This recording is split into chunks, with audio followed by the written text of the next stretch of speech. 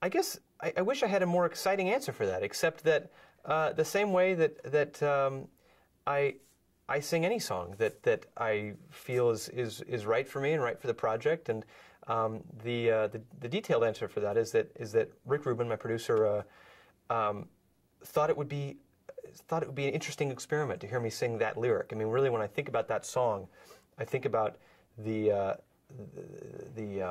poignant lyric and the poetry of that lyric, and we're all as a singer, as an entertainer, we all want to tell stories.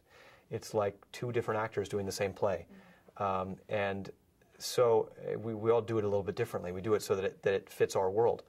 So that's a song that yeah, sure, people would say, oh, it's a rock song, it's a Nick Cave song, whatever. But really, it's just, in the end, it's an extraordinary piece of work.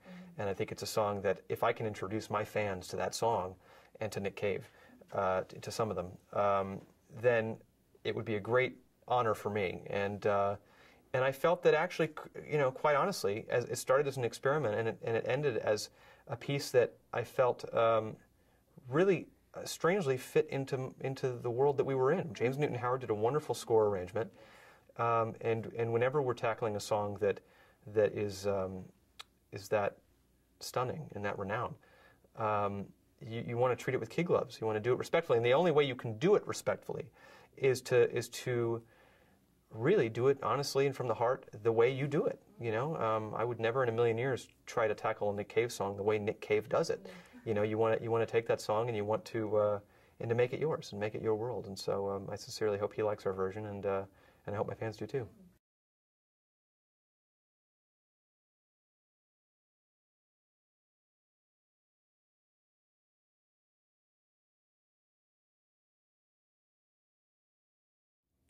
Well, what's interesting about the recording process is that oftentimes you start with an idea just to get the ball rolling, and then it winds up turning into something completely different by the end of it.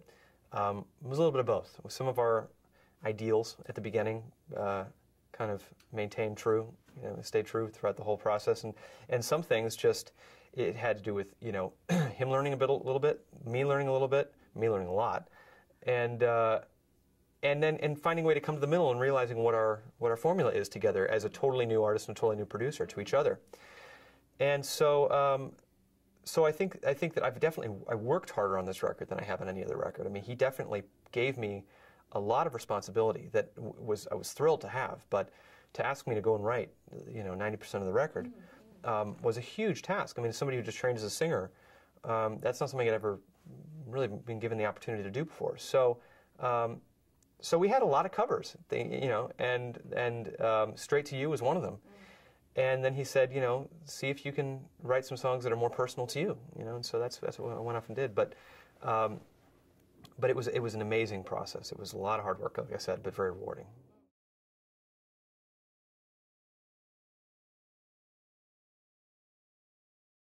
I think it came more naturally to me than I realized. I've always been a melody thinker.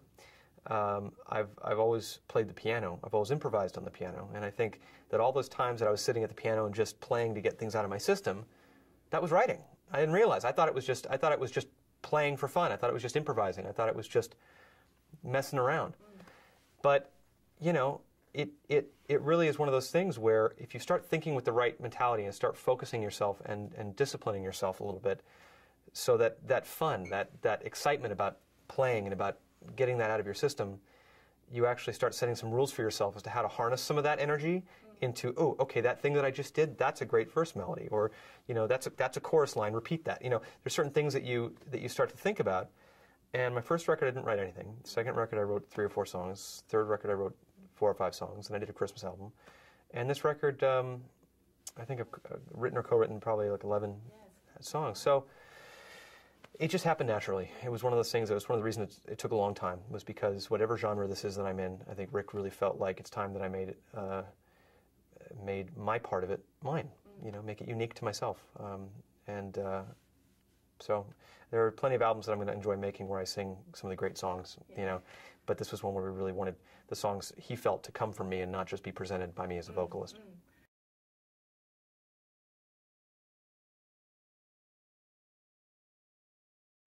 Patience, I think, was a big one. The the opportunity he gives the artist to breathe within the process. Nobody can tell Rick Rubin speed up the process.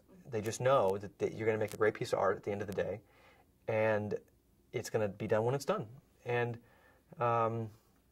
so I learned to not be so type A, you know. Especially when you're wearing different hats, you know. But I also learned to listen with the right ears, I think, from Rick. I think that to let a song unfold naturally is something that, especially in today's music industry, is a luxury that once you are given the chance to do that, you don't ever want to go back. I mean, there's, with technology now, it's all immediate gratification. You know, there are beats that are already pre-programmed. You know, you can't really sing very well one day. That's okay. We'll fix it later. You know, it's all so quick that you can go in and record a hit song and be jamming to it in your car 3 hours later, playing it for your friends. You know, and I think that the idea that we blueprinted for a year, we didn't even make noise for a whole year, and then, you know, when you're dealing with full orchestras, that's a pretty big ship to steer. So again, the blueprinting for the orchestra stuff had to be just right, because when you're, you know, spending that kind of money in at Capitol Records, you can't just change things. It's not like a rock band. You can't just, you know, mess around. It's got to be perfect. And then just the incorporating of different instruments. We didn't know what our palette would be, and so we kind of decided not to do a pop record. We decided not to do a, you know, drums and guitar kind of a record. We wanted this to be the kind of record that, you know, if it doesn't belong at the Sydney Opera House, then it doesn't belong on the record. It doesn't mean we can't rock out, but we have to rock out with full orchestra, with, you know, Brazilian drums, whatever it wound up being. We wanted it to feel like, in Rick's words, kind of a fine art record, you know, which could be folk, world music, classical music, but he wanted to stay away from the Western pop kind of feel. And I fought it for a minute. I really, because that's something I've incorporated into my music for a long time, and I loved pop music for a long time. And it was kind of a frustrating thing at first, but in the end, that wasn't the continuity of this record, and he wanted it to be a strong message of this record, and I'm glad we did it.